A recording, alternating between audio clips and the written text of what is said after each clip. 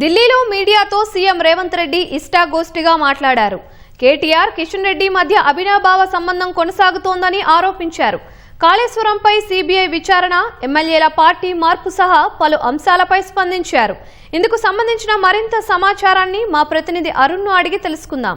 Arun, CM Revanth Reddy ఇష్టాగోష్ఠిలో ఏ అంశాలు మాట్లాడారు?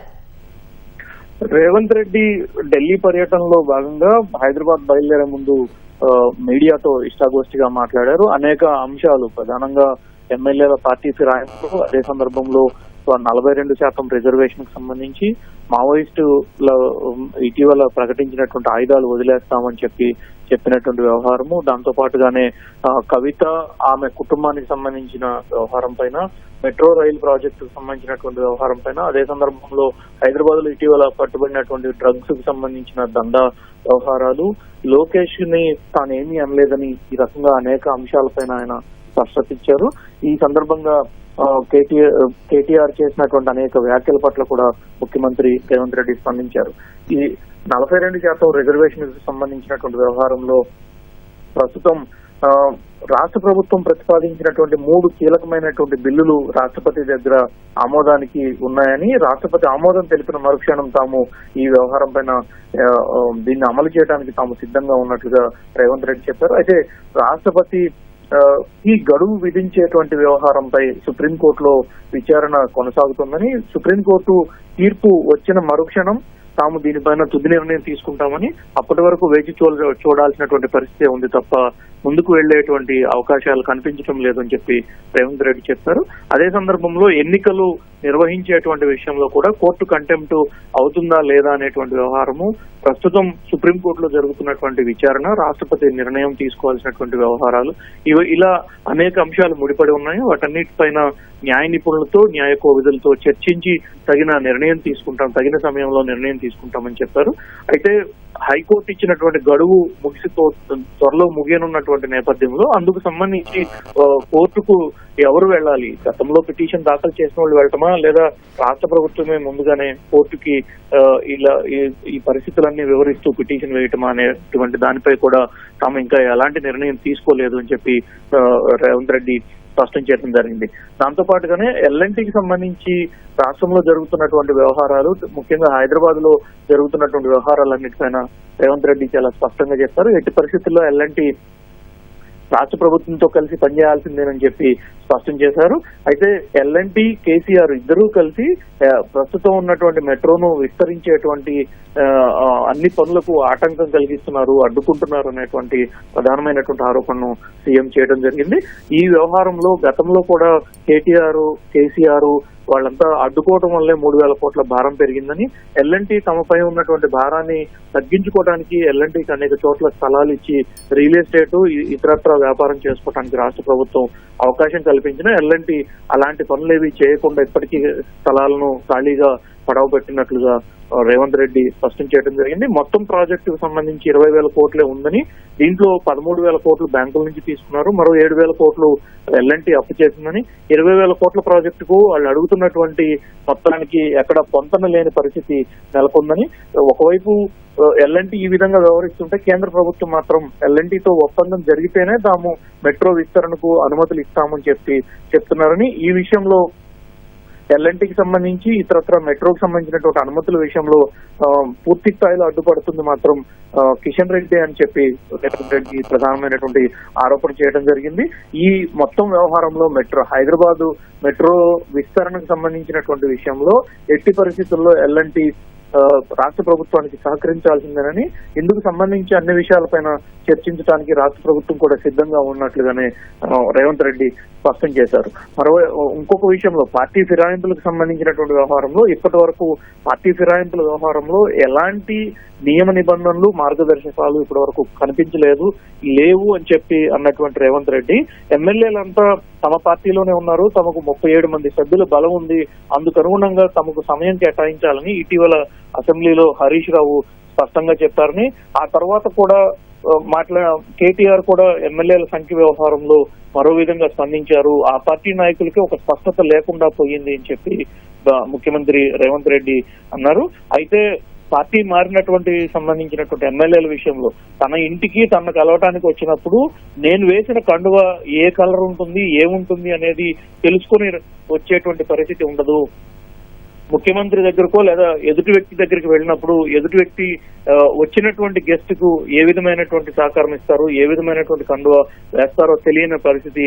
కండువ వేసినంత మాత్రాన పార్టీ మారుతున్నారా అనేటువంటి అవగాహన లేకుండా వ్యవహరిస్తున్నారని చెప్పి రేవంత్ రెడ్డి అంటంతో పాటుగా ఇటీవల దానం నాగేంద్ర తాను ఇంకా టీఆర్ఎస్ లోనే ఉన్నానని సుప్రీంకోర్టుకు సంబంధించిన తీర్పు, ఈ వ్యవహారంలో సుప్రీంకోర్టు తీర్పు వచ్చేంత వరకు కూడా తన ఎమ్మెల్యే ఖాతా నుంచి ఎమ్మెల్యే సంబంధించి జీతానికి సంబంధించిన ఖాతా నుంచి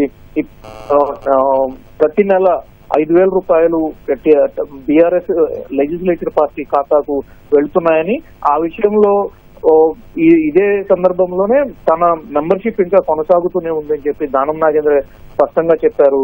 సో ఆ నేపథ్యంలో బీఆర్ఎస్ నుంచి పార్టీ ఎమ్మెల్యేలంతా పార్టీ మారారు అని చెప్పి ఎలా చెప్తారని చెప్పి రేవంత్ రెడ్డి స్పష్టంగా ప్రశ్నించడం జరిగింది. దీని కొనసాగింపుగానే ఇటీవల హైదరాబాద్ లో పట్టుబడినటువంటి డ్రగ్స్ కు సంబంధించినటువంటి వ్యవహారంపై కూడా రేవంత్ రెడ్డి ఒకంత ఆగ్రహంతోనే మాట్లాడటం జరిగింది. ఇప్పటి వరకు గత 10 ఏళ్లలో చేయని డ్రగ్స్ నిర్మూలించేందుకు, డ్రగ్స్ ను అరికట్టేందుకు గత 10 ఏళ్లలో ఈ విధమైనటువంటి వ్యవహారం ఎప్పుడైనా చేశారా, ఈ విధంగా ఎప్పుడైనా పోలీసులకు అధికారం ఇచ్చారా అని చెప్పి రేవంత్ రెడ్డి ప్రశ్నించారు. ఇప్పుడు తెలంగాణలో జరుగుతున్నటువంటి ప్రతి దాడు వెనక మహారాష్ట్ర పోలీసులు వచ్చారా, ఏ రాష్ట్ర పోలీసులు వచ్చారు, పూణే పోలీసులు వచ్చారా అనే దానికంటే జరుగుతున్నటువంటి ప్రతి వ్యవహారంలో తెలంగాణ పోలీసుల పాత్ర ఉందని, తెలంగాణ పోలీసులు గోవా, మహారాష్ట్రతో పాటుగా మరికొన్ని ప్రాంతాల్లో కూడా ఇప్పటివరకు దాడులు నిర్వహించారు. లీడ్ ఎక్కడి నుంచి వస్తుందనేది మాత్రమే ఇక్కడ చూసుకోవాలి తప్ప ఆ పోలీసులు వచ్చారా, ఈ పోలీసులు వచ్చారా అంటే తెలంగాణ పోలీసుల ప్రమేయం లేకుండా, తెలంగాణ ప్రభుత్వ ప్రమేయం లేకుండా మరో రాష్ట్రానికి సంబంధించిన పోలీసులు వచ్చి దర్యాప్తు చేసి డ్రగ్ పెడ్లర్స్ ను పట్టుకునేటువంటి అధికారం ఏ విధంగా ఉండదు కదా అనేటువంటి మాటను స్పష్టం చేయడం జరిగింది. ఇదే రకమైనటువంటి విధానాన్ని తన సొంత బామ్మర్ది ఫామ్ హౌస్ లో డ్రగ్స్ పార్టీ పెట్టినప్పుడు పట్టుబడిన సందర్భంలో కూడా కేటీఆర్ ప్రభుత్వాన్ని అభినందించి ఉంటే, అప్రిషియేట్ చేసి ఉంటే తన నిజాయితీని కానీ తన వ్యవహారాన్ని కానీ తాము శంకించేవాడు కాదు అని చెప్పి ముఖ్యమంత్రి పేర్కొన్నారు.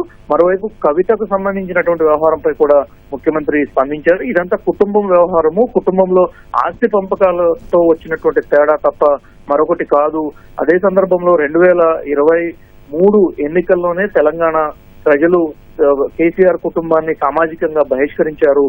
సామాజికంగా బహిష్కరించిన వాళ్లకు కేసీఆర్ కుటుంబంలో జరిగేటువంటి ఆస్తి పంపకాల వ్యవహారాలు పైన ఎలాంటి సంబంధం ఉంటుంది అనేది ముఖ్యమంత్రి రేవంత్ రెడ్డి ప్రశ్నించారు.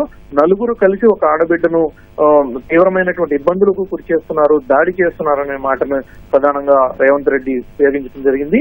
మరోవైపు మావోయిస్టులకు సంబంధించినటువంటి వ్యవహారంపై కూడా స్పందించిన రేవంత్ రెడ్డి పాకిస్తాన్ ఉగ్రవాదులతో చర్చలు జరపడానికి కేంద్ర ప్రభుత్వం సిద్ధంగా ఉంది కానీ సొంత పౌరులను మాత్రం కాల్చి చంపుతోంది, వారితో మాత్రం ఎందుకు చర్చలు జరపదు అని చెప్పి రేవంత్ రెడ్డి ప్రశ్నించారు. అయితే శాంతి భద్రతలకు సంబంధించినటువంటి అంశాలను పరిగణలోకి తీసుకోవాల్సి ఉంటుంది, కానీ అదే సందర్భంలో సొంత పౌరులపైన, వ్యక్తులపైన వ్యక్తిగతమైనటువంటి దాడులు ఈ విధంగా చేయడం అనేది మంచిది కాదు. అయితే మావోయిస్టులు ఆయుధాలు విడిచి ప్రజా జీవనంలోకి, జనజీవన స్రవంతిలోకి వస్తే మాత్రం తప్పకుండా ఆహ్వానించాల్సిందే అనేటువంటి మాటని రేవంత్ రెడ్డి స్పష్టం చేసుకున్నారు. ఉద్యమం పేరుతో అదేవిధంగా మరొక రకంగా కేసీఆర్ ఎంతో మంది పిల్లలను పొట్టన పెట్టుకున్నారు. వారి తల్లిదండ్రుల ఊసురు తగలకుండా పోదు, వారి కడుపు కోత తగలకుండా పోదు అని చెప్పనే మాటను కూడా మరో సందర్భంలో రేవంత్ రెడ్డి ఉపయోగించడం జరిగింది. కాళేశ్వరం ప్రాజెక్టుకు సంబంధించినటువంటి కమిషన్ ఇప్పటికే నివేదిక ఇచ్చింది, కానీ కమిషన్ నివేదికలో ఎవరు తప్పు చేశారు, ఎవరు ఏ విధమైనటువంటి పాత్ర పోషించారనేది మాత్రమే నిజానిజాలు నిర్ధారణ చేసి ఇచ్చినటువంటి ఒక నివేదిక. సిబిఐ మాత్రం ఇప్పుడు సిబిఐకి ఇచ్చాము, సిబిఐ మాత్రం మళ్ళీ మొదటి నుంచి దీనికి సంబంధించినటువంటి దర్యాప్తును చేపట్టాల్సి ఉంటుంది. దర్యాప్తుకు అవసరమైనటువంటి పూర్తి సహకారాన్ని రాష్ట్ర ప్రభుత్వం ఇవ్వడానికి సిద్ధంగా ఉంది. కానీ 48 గంటల్లో సిబిఐ దర్యాప్తుకి ఇస్తే 48 గంటల్లోనే దర్యాప్తు ప్రారంభించేలా చర్యలు తీసుకుంటానని చెప్పిన కేంద్ర మంత్రి కిషన్ రెడ్డి ఈ విషయంలో ఎటుపోయారో అర్థం కావట్లేదు అని చెప్పి రేవంత్ రెడ్డి వ్యాఖ్యానించారు. అయితే ఫోన్ ట్యాపింగ్ వ్యవహారంలో కూడా సిబిఐ విచారణ చేయడానికి తమకు అభ్యంతరం లేదని, కానీ ఇది హైకోర్టు పరిధిలో జరుగుతున్నటువంటి విచారణ అన్న విషయం చాలా మందికి తెలియక అవగాహన లేక ఏదేదో మాట్లాడుతున్నారని చెప్పి రేవంత్ రెడ్డి అనటం జరిగింది. అదే సందర్భంలో గోదావరిలో ఉన్నటువంటి నికర జలాలు, మిగులు జలాలు, అదేవిధంగా కేటాయించినటువంటి జలాలు, వీటన్నిటికి సంబంధించి ఒక ప్రత్యేకమైనటువంటి చర్చ జరుపుతున్నామని, ఈ చర్చకు సంబంధించి ఒక పూర్తి స్థాయి నివేదికను తాము తయారు చేయబోతున్నట్లుగా రేవంత్ రెడ్డి చెప్పారు. దీనికి సంబంధించి గత 75 ఏళ్లలో నికర జలాలు ఏ విధంగా వచ్చాయి, ఏ విధమైనటువంటి ఉపయోగం జరిగింది, ఏ విధంగా ఉపయోగించారు, ఇకపై ఎలాంటి చర్యలు చేపట్టాలి, ప్రాజెక్టుల వారీగా తీసుకోవాల్సినటువంటి చర్యలు, ఎంత నీటిని వినియోగిస్తున్నాము అనేది పూర్తి స్థాయిలో లెక్కలు తేలాల్సి ఉంది. ఒక లెక్కపత్రం తయారు చేస్తున్నట్లుగా రేవంత్ రెడ్డి చెప్పడం జరిగింది. అయితే గత 10 ఏళ్లలో గోదావరి ప్రాజెక్టులకు సంబంధించినటువంటి విషయంలో ఒక ప్రాజెక్టుకు ఉన్నటువంటి ఆయకట్టును మరో ప్రాజెక్టుకు, ఆ ప్రాజెక్టుకు ఉన్నటువంటి ఆయకట్టును ఇంకొక ప్రాజెక్టుకు అలా కలగాపులగం చేసి గజిబిజి గందరగోళానికి గురి చేశారు. మొత్తం ఉన్న ఆయకట్టుని అన్ని ప్రాజెక్టులకు, ఒకే ఆయకట్టుని అన్ని ప్రాజెక్టులకు చూపించి నిధులు తీసుకొచ్చారని చెప్పి కేసీఆర్ పైన ప్రధానమైనటువంటి ఆరోపణ చేయడం జరిగింది. తుమ్మిడి హట్టుకి సంబంధించి ఇంకా ఎలాంటి నిర్ణయాలు జరగలేదు, ఎలాంటి దీనిపైన ప్రాథమిక స్థాయిలోనే ఉన్నది తప్ప అంతకుమించి ఎలాంటి నిర్ణయాలు జరగలేదన్నటువంటి రేవంత్ రెడ్డి త్వరలోనే మహారాష్ట్రకు వెళ్లాలని అనుకున్నప్పటికీ ఆ రాష్ట్ర ప్రభుత్వం నుంచి తనకి ఇంకా అపాయింట్మెంట్ రాలేదు కాబట్టి అపాయింట్మెంట్ రావడంతోనే వెళ్లి తుమ్మిడిహట్టు ప్రాజెక్టుకు సంబంధించినటువంటి వ్యవహారం పైన చర్చించి ఆ ప్రాజెక్టును ముందుకు తీసుకెళ్తామని, అయితే తుమ్మిడిహట్టు నుంచి మిగులు జలాలు మాత్రమే వాడుకుంటామని చెప్పి రేవంత్ రెడ్డి స్పష్టం చేశారు. మరో సందర్భంలో గతంలో లోకేష్ కు సంబంధించినటువంటి వ్యాఖ్యలు చేశానని చెప్పి వచ్చినటువంటి ఆరోపణలను ఖండించినటువంటి రేవంత్ రెడ్డి లోకేష్ ను తాను ఏమీ అనలేదని, కేటీఆర్ మాత్రమే చీకట్లో లోకేష్ ను కలవాల్సిన అవసరం ఎందుకు వచ్చిందో చెప్పాలని చెప్పి కేటీఆర్ ను తాను ప్రశ్నించానని, మరోవైపు పక్క రాష్ట్ర ముఖ్యమంత్రి చంద్రబాబుతో తానేదో లోపాయికారి ఒప్పందాలు చేసుకున్నట్లుగా పిచ్చి పిచ్చిగా మాట్లాడుతున్నారని, తాను జరిపినటువంటి చర్చలు గాని తాను చేసే వ్యవహారం గాని ప్రతిదీ కూడా పబ్లిక్ గానే జరుగుతుంది. ఒక రాష్ట్ర ముఖ్యమంత్రిని మరో రాష్ట్ర ముఖ్యమంత్రిగా కలిశాను తప్ప తనకు ఆయనతో ఎలాంటి సంబంధాలు లేవని, ఎలాంటి రహస్యమైనటువంటి వ్యవహారాలు లేవని చెప్పి రేవంత్ రెడ్డి స్పష్టం చేశారు.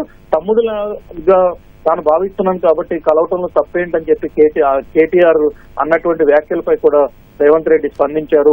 తమ్ముడి లాంటి వాడు అయితే ఆయన తండ్రి జైల్లో ఉన్నప్పుడు ఆ పార్టీ కార్యకర్తలను హైదరాబాద్ లో ఎందుకు కొట్టించారో చెప్పాలని, అదే సందర్భంలో లోకేష్ కష్టకాలంలో ఉన్నప్పుడు అన్నగా ఎందుకు మద్దతుగా అండగా లేడో చెప్పాలి అని చెప్పి ఆయన స్పష్టంగా ప్రశ్నించడం జరిగింది.